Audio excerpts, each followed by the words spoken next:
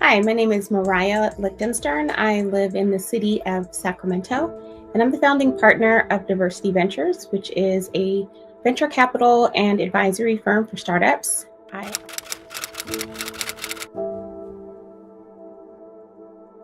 So when I was growing up, I grew up in the 80s in rural Northern California, and pretty much everybody smoked, at least in my household. My mom smoked, my stepdad smoked, my grandparents on both sides smoked. So, as a child, I just remembered the adults around the table drinking their coffee, smoking their cigarettes. So it was just a very commonplace thing. And then a lot of the young people smoked, and just in the community. It was before the California law passed that people couldn't smoke inside. So people smoked in restaurants. They smoked everywhere. So I think the first time I smoked a cigarette or attempted to smoke a cigarette, I was probably about 8. Like I said, my parents leaving their cigarettes in the, half-smoked cigarettes in the ashtray, that it was accessible. And I just remember being pretty young and in the garage, trying to smoke and coughing a lot. But as an early teen, I was smoking pretty regularly, and I developed like a habit of brushing my teeth after I smoked every time. But I would smoke probably a couple times a day.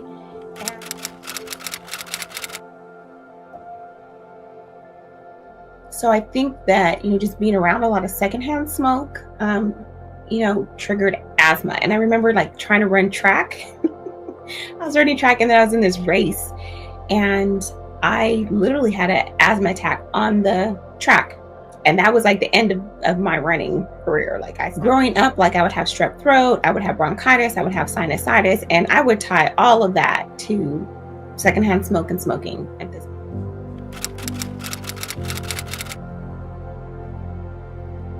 Something that I did that I think was really important is, going back to the associations, I made a decision to not associate with people who were smokers. So, kind of a funny story. The first day of college, I went to UC Berkeley, and I think my first class was a women's literature class. And there was a young woman in the class who had on the same shoes as me. And we're both sitting on the floor, on the wait list trying to get into this class. And, so we made a comment to each other about having the same shoes and, kind of, hit it off a little bit. But, I saw that she was a smoker. And then it was so wild. I would run into this woman, this young lady, so many different places, like at the pool hall, on a date, or just whatever. So one of these days I was driving down the street, and I saw her, I think she was locked out of her house or something. I saw her just around the corner from where I lived. And so I stopped, and I was like, hey, what's up? And I had told her, I think when we ran into each other at the pool hall, you're so cool. When you stop smoking, we have to kick it. But I quit, and I just can't hang out with anybody who smokes, or I'll start smoking.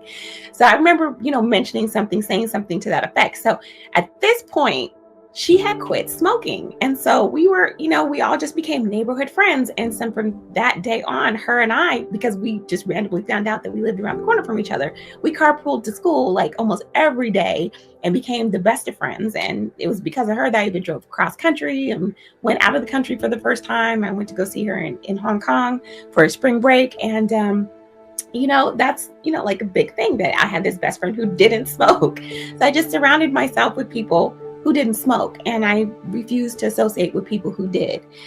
So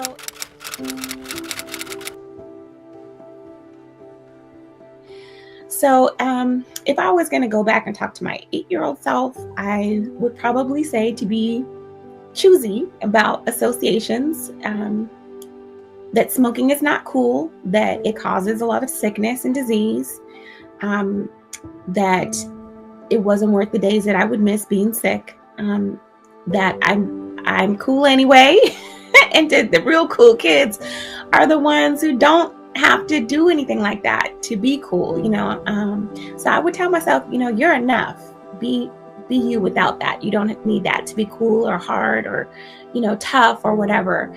I don't know if I would listen to my future self, but that's what I would say to my younger self.